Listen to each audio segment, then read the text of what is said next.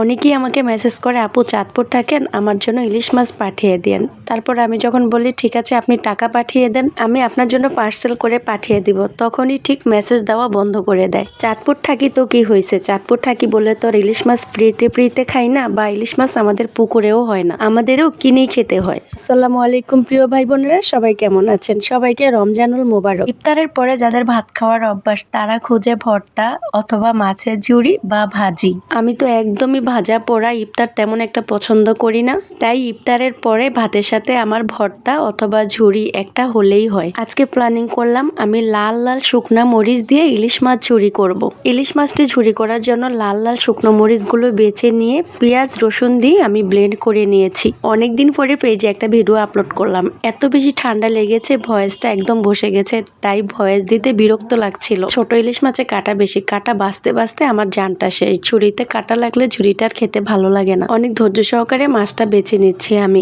এত কাটা খুব বিরক্ত লাগছে। যাই হোক, খেতে তো ভালোই লাগে তাই না? যাক, ফাইনালি মাছটা বাছা হয়ে গেছে আমার। কাটাটা এখন আমি বিড়ালকে দিয়ে দিব।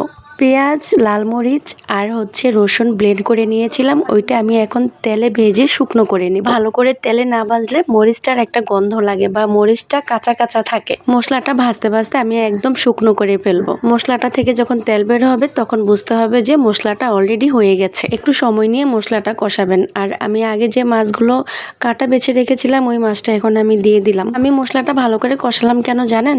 মাছ দিয়ে আমি বেশি একটা সময় নিব না, কারণ মাছ দিয়ে ঝুড়ি বেশি নাড়াচাড়া করলে মাছের ফ্লেভারটা চলে যায়। বুঝতেই পারছেন আমার ঝুড়ি রান্না করা হয়ে গেছে, যেহেতু আমি ধনিয়া পাতা অ্যাড করে ফেলেছি। রোজা রেখে এরকম খাবার রান্না করলে জিভে পানি চলে আসে। যাই হোক, আল্লাহ মাফ করুক, এরকম কোনো কথা বলতে চাই না আমি। যতই জিভে পানি আসুক, সন্ধ্যা পর্যন্ত তো অপেক্ষা করতেই হবে।